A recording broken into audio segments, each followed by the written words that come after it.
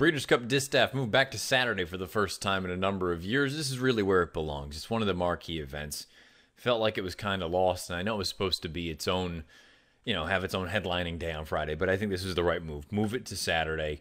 Have it be part of the late pick 4, the late pick 5, the pick 6, the whole 9, because it is one of the main events of this entire Breeders' Cup Festival.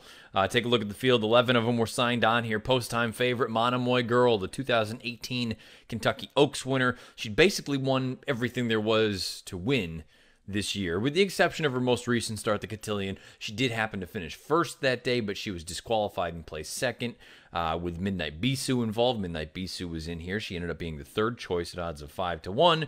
Second choice, if you're looking for an alternative, probably Abel Tasman, who on her best day was certainly capable of winning a race like this. The problem was she was coming into this race on the heels of an absolute disaster in the Zenyatta. She ultimately went off at odds of 2-1. And she was a non-factor, but Monomoy Girl, you want to talk about sitting a sweet trip and being much the best. Here's the stretch run. Eyes runs at her. The two of them turn for home with Midnight Bisou, third on the outside. 3/16 to go. Monomoy Girl to catch. Florent Giroux goes to an all-out drive. Blue Prize trying to stick with her. Midnight Bisou continues to move down the center. Monomoy Girl at 16th to go. Blue Prize, Wildcat finishing well on the inside. Then comes Midnight Bisou. Monomoy Girl has won the distaff. Monomoy Girl, the G.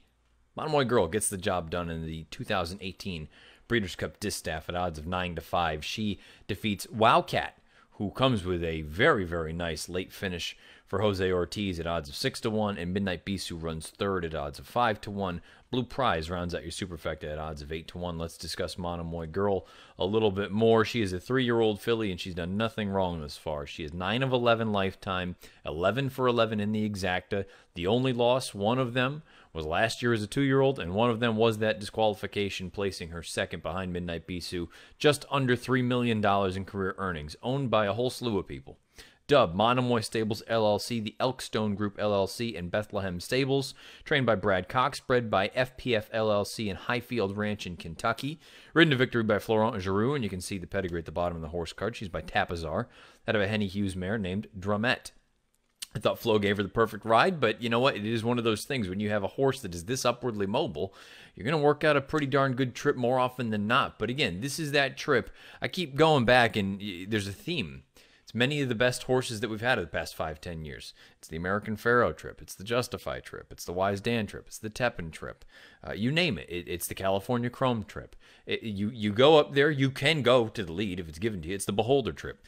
It's the Rachel Alexander trip. Or you sit just off a target, off their flank, and really whenever you're ready to go, you go. She's really, there's nothing to knock about her. She's really, really strong. You look at some of the figures, perhaps they're a little bit on the light side for a race like the Distaff, but in the grand scheme of things, the 96 buyer, the 122 time form US rating, I don't know that they entirely tell the story here. I feel like, I don't think she was ever going to lose this race when you watched her travel out there, and I think if they had to run it again, I know Wildcat finished with the flurry, but I just think Monomoy Girl was just much the best in there. And look, I was trying to beat her, because I looked at it and said Abel Tasman. I thought her best was better than anyone else's best. We'll get to Abel Tasman in a minute, but we certainly didn't get her best. Monomoy Girl, I don't have anything to knock. She's just a professional. She goes out there, she gets it done. Brad Cox, biggest win of his career. Florent Giroux, it's not the biggest win of his career, but boy, all of a sudden, Flo in the past 2 years has got a beautiful sort of resume put together here. All those big 3-year-old filly races that he's had with Monomoy Girl. You got the Breeders' Cup Classic last year with Gun Runner. You got a number of big grade ones with Gun Runner. Really, he's got a couple of nice horses over these past few years. And good, he's a nice guy. Florent, I like him. It sounds like there's a possibility that she runs in the Pegasus World Cup against the boys down at Gulfstream Park. At the very least, the Distaff would be a long-term type of goal in 2019 for her. Monomoy Girl will be back. It sounds like the top 4 are all going to be back. Wildcat likely to remain in training. I thought this was a beautiful ride from Jose Ortiz. The pace may not have been just really like smoking up front when you consider 23 and 147 and 212 for 3/4. So perhaps she was a little bit far back, but I liked that he just weaved through that traffic on the far turn, angled her back down to the inside. She came home in 12:36. This is certainly the best she has looked since she's been here in the United States for Chad Brown. Chad had always spoken highly of this horse, and in those 3 races, I hadn't seen it. I was like, I don't totally get it. She's fine, but I'd have a hard time imagining her winning this race. Well, guess what? She came darn close. It was a big effort from her to come from the back of the pack.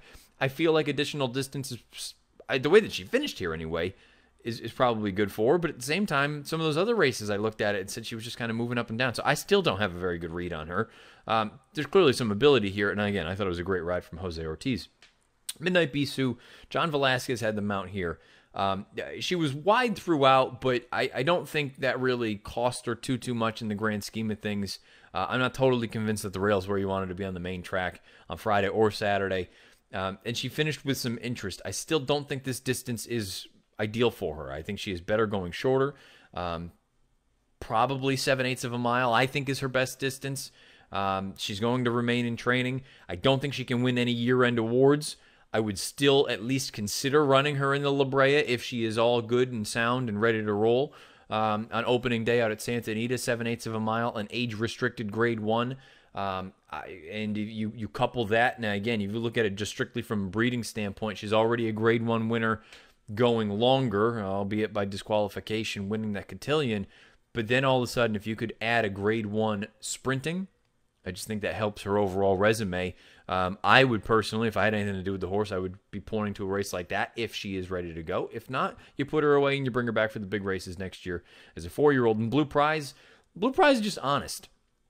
For a minute there, turning for home, looked like she was involved with a big chance, and she just flattened out down the lane. I don't think she is as good as those top 3 very clearly, but she's honest. She shows up. She runs a race more often than not. We have to discuss the 2 just complete no-shows. I mean, if you had told me at the beginning of the day that Baffert would run last and second to last in any of the Breeders' Cup races, I would have said, what are you talking about? Well, that's exactly what happened. He runs 10th and 11th in the distaff with Vale Dory and Abel Tasman. Now, look, Vale Dory probably not truly Grade 1 caliber at this point anyway in her career. I know she had won that Grade 1 Zenyatta most recently, but she had certainly lost a little bit on the fastball. She's a complete no-show here. She's been retired. She's going to go off to be a mom.